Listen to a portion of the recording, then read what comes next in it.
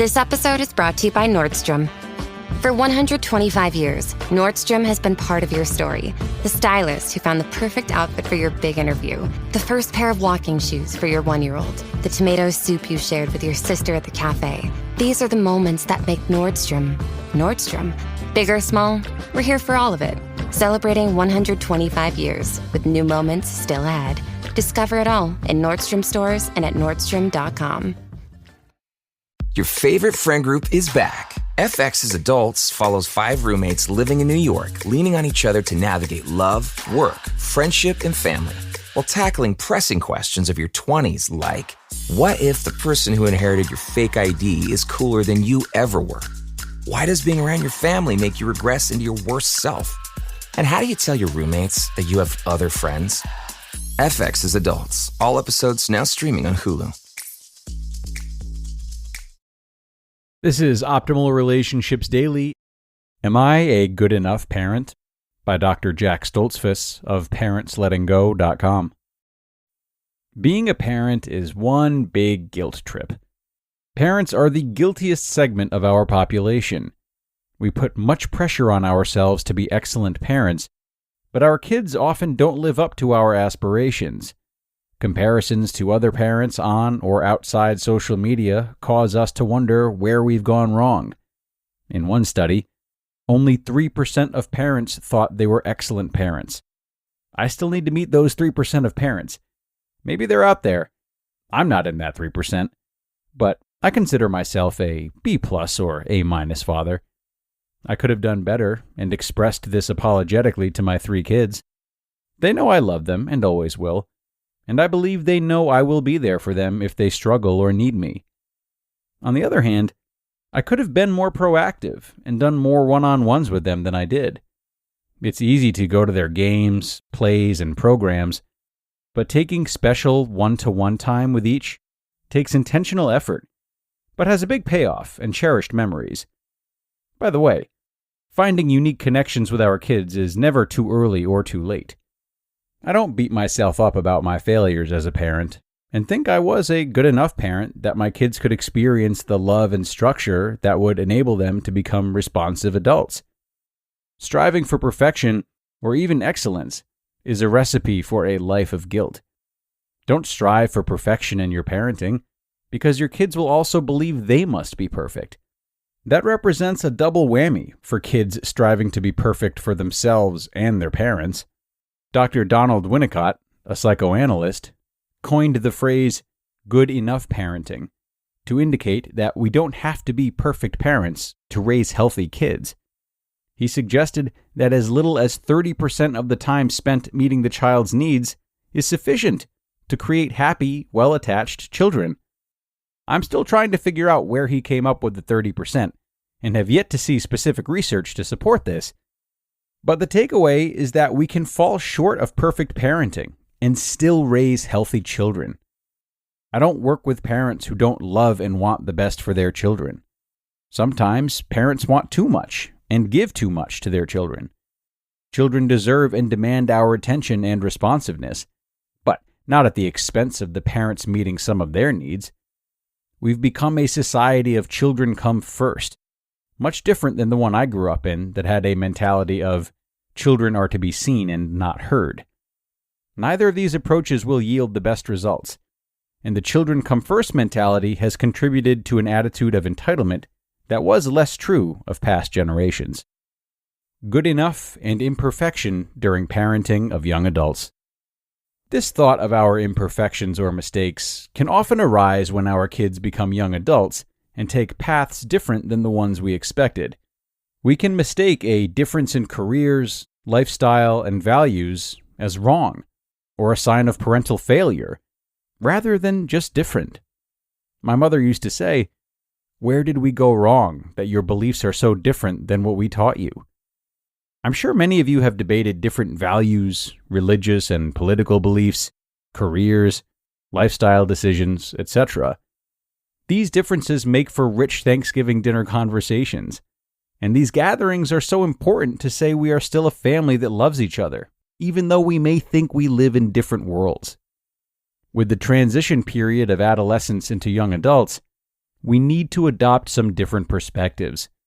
In other writings, in my book, Parenting Our Young Adults with Love and Backbone, I've stated that parents need to know they can no longer control their young adults and are not responsible for their decisions or actions.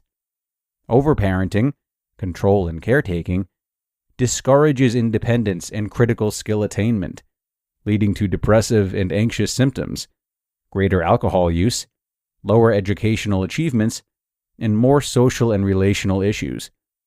Just adopting these two beliefs can make a huge difference in how some parents approach their kids.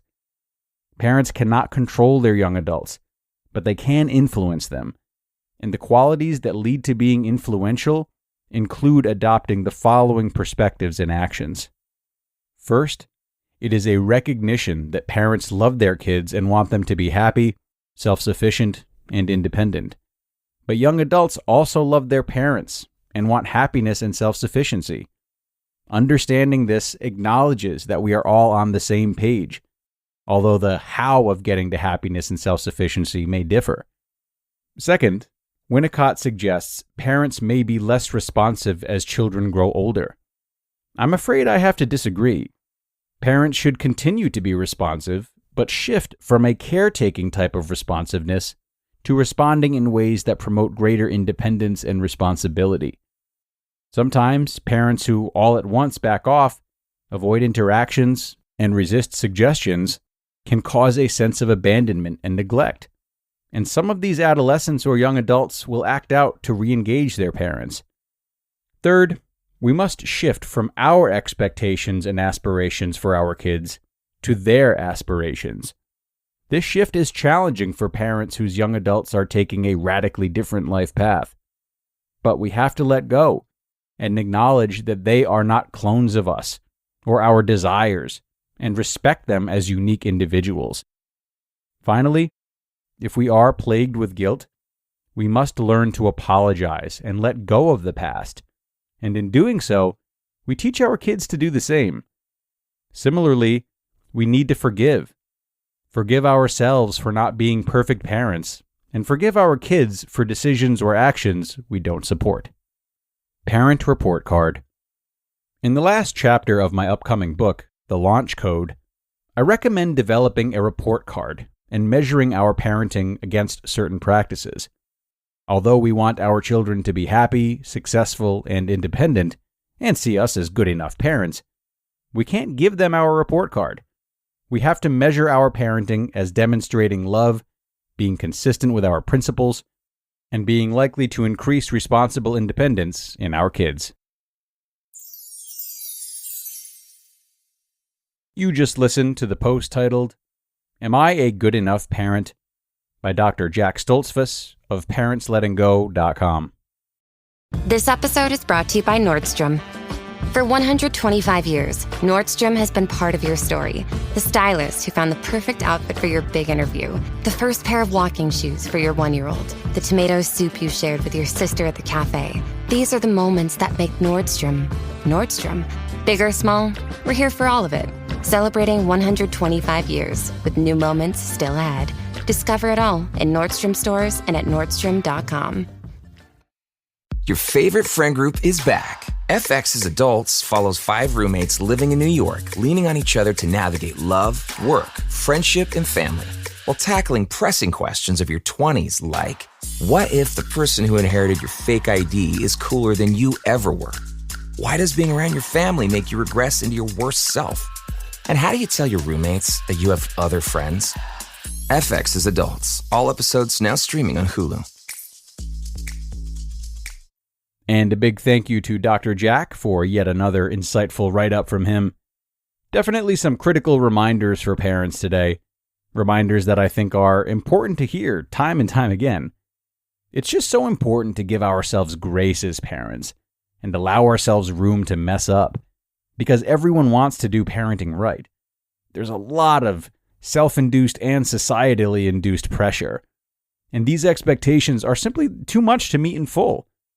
But mind you, being willing to forgive yourself like this and allow yourself to be good enough sometimes is not only essential for your health and longevity as a parent, but it's also yet another lesson you'll be modeling for your kids. How you critique yourself and how much room for error you allow yourself is, of course, something that your children will pick up on and learn from you, just like most anything. So, if you're having a hard time being patient with yourself, you might ask, wouldn't I want my child to be patient with themselves? Is my treatment of myself right now helping them do that? Or am I teaching them to maybe be too self-critical? Consider that reframe if you, like many parents, are more motivated by your kids' well-being than by your own. That's going to do it for today, though, everyone. Thank you so very much for stopping in and making another episode possible, and I'll hope to see you back here tomorrow for more ORD, where your optimal life awaits.